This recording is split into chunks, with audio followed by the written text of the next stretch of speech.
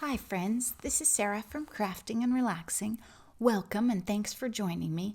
In this video, I was making birthday cards in a hurry and I was grabbing things from around my craft room that were UFOs. So if you've been watching my channel for a while, you might see how some things wrapped up that you had seen me create before. This definitely isn't a tutorial. In fact, you might see me do some things and then you can leave me comments and say, you know what would be a better way? So in this first one, I have a card that I made with the floral navy, no paper left behind. And it was a scrap card that I had put maybe a few too many flowers on, I wasn't sure about. And then I'm adding gold foil that says happy birthday to just turn it into a birthday card. It was my mom's birthday and she had requested birthday cards and I didn't have them made. I'm going to be honest with you. So I had to get them done. So I had a few hours and I needed a lot of birthday cards. And I didn't have flowers, or I didn't have the flowers completed yet. So here I'm putting some bling in the center, and then I'll try and slow it down every time so you get to see the finished card, but the actual work will go along pretty quickly.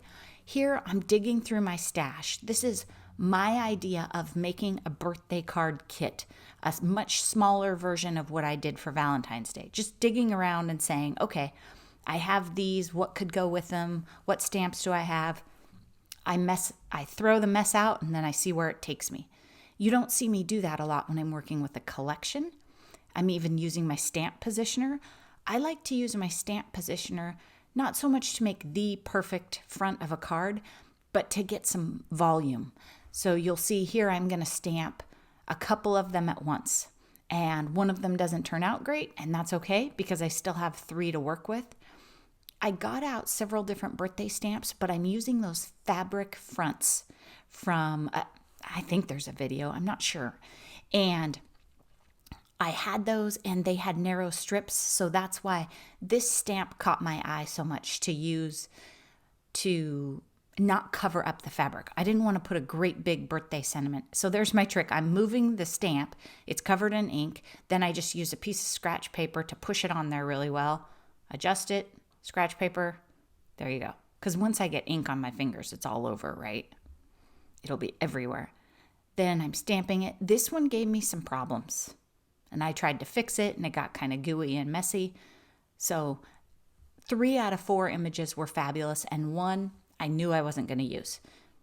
And I don't know why. Maybe I didn't get the stamp on there well, maybe the angle, I don't know. But the next one works fine. Sometimes I do this with like a whole great big piece of paper and I'll stamp a bunch of them and spin the paper around. You're going to chop them up, so it doesn't even matter if they're right side up as long as you get them stamped and then set it aside to dry. Then I'm looking at the different fabric.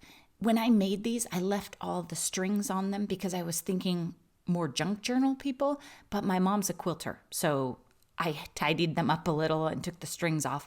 People who actually sew do not leave the strings all over everything like we junk journal-y people do. Then I sped this up, I think even more. I meant to, because you've seen me trim before, and I'm just trimming them and experimenting and looking at how wide are the strips of fabric. Remember, these were scrap cards out of fabric, so I don't necessarily know the width of the different strips of fabric or the spacing, but I just wanted it to be a simple happy birthday because those fabrics are so busy. My friend Katie made a gorgeous quilt with those, and I took a bunch of the leftovers. Here, I decided to actually turn one into a flag shape. I am not good at this. I'm terrible at it. Like, even when it's stamped right there in front of me, it is not a great talent that I have. So at this point, I've got them figured out. I grab my giant roll of foam mount and decide to mount them because the fabric isn't super smooth. So expecting your sentiment to lay down perfectly smooth isn't going to work well, I don't think. That card that I'm putting that one on right there, it's ruffled. You'll see it when it comes up closer, I think. Then the other one, the fabric is down flat. So when it's down flat, I just glued it right on there. It works fine. It'll mail nicely, whatever. But I hadn't done the ruffled cards before with a sentiment, so that gets a little more experimental. Then I'm just going to put them all together with my Tuesday morning tape that tears and comes apart nicely. And you guys have seen me do that a million times if you watch my channel. And there we go. And then I'm going to pick it up slowly and show you, so you'll be able to see. When I glued those down, I ruffled the fabric. I just smushed it close, gathered it, essentially is the term. I used glue on these fabric cards. You could just as easily stitch the fabric down, and it would probably be quicker, especially if you were trying to ruffle it. But whatever you want to do. Maybe next time I'll try stitching some. I don't think about it. And then you can see with this blue fabric, I didn't try and mat it with another piece of paper because it's a very dark, almost blackish blue, and I just thought it would kind of clash. Now this other one that's ruffly, it's from fabric that my mom had made quilts with, so I wanted to be especially careful not to cover up the one with the tiny pink flowers on it. I think that's the one that she wrote a note about, and that's a fabric that she bought oh my gosh, I can't even remember. I think she bought it when she was in high school. So I didn't want to cover that one up. And these are all fabrics from quilts that she's made. Like the one with the numbers on it was a baby quilt.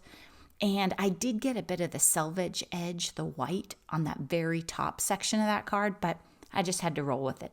I didn't want to throw it out, and it was fine.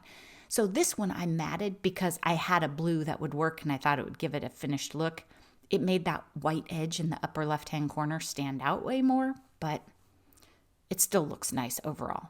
And again, just using the Tuesday morning adhesive. You can use any adhesive that you have.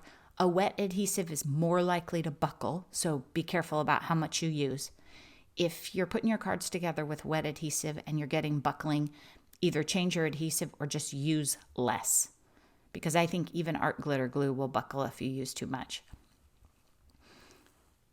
But I do get tired of those little white strips and dealing with them.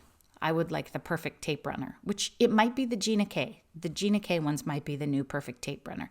So here you go, and you can see that those fabrics are ruffled on there. So I like those. They're so simple to make too, you guys. I can't remember if I did a video. I don't know. I'll look around and see. And then if you want to leave me a comment, I'll help you find the answer on how to do those. But they're super easy. And I approach them just like any of my scrap cards. Some are horizontal, some are vertical. There is no plan when I'm gluing the layers down. I'm just sitting around talking to a friend, gluing them down, and I'll figure out how it becomes a card later. I don't know that I've ever made one start to finish. I just make all the backs and let them dry. Especially with the fabric, they take a little time. Here I'm just cleaning up my die cut after I cut it out because I had a little bit of strings of foily paper and stuff, putting some art glitter glue on the back of it. And this one, the fabric was down flat, so I wasn't worried about foam mount or anything like that. I don't know that a die cut like that would work on a ruffle card. And I think you can see why. It probably would work if you wanted to use like a heavy duty glue like Beacons maybe, and you caught the ruffles just right. I just think your sentiment would end up all crinkled and bad looking. And if you're more of a junk journal person, that would work. But remember, my mom is a hand quilter.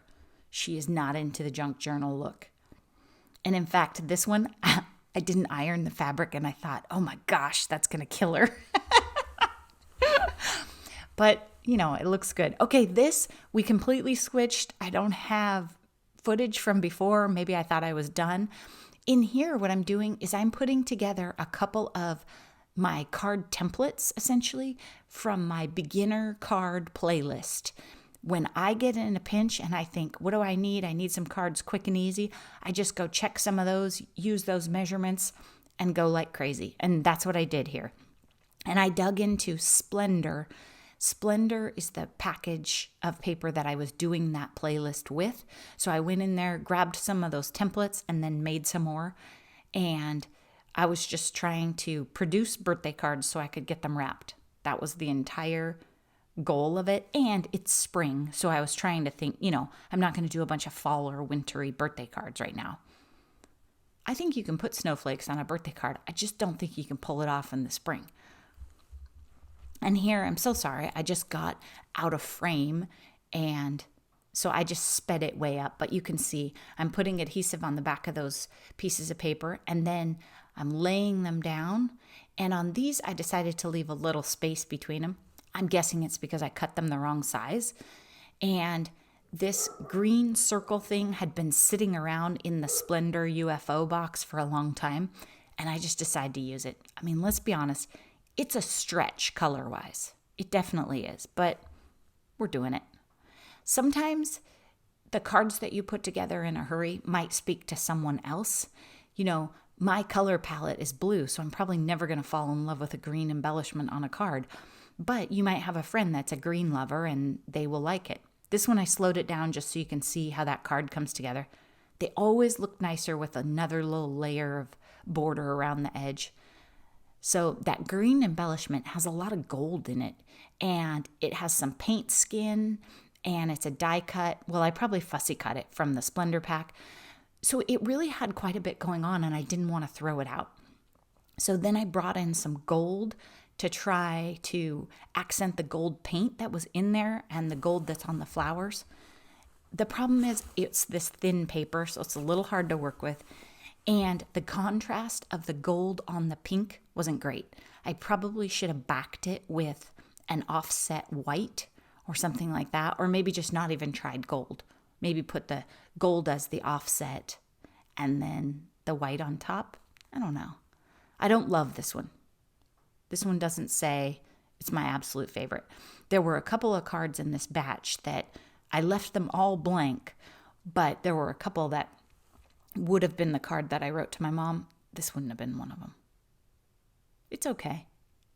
Not my favorite. Okay. It's funny that that's the last one. Thanks for watching and have a great day. Bye-bye.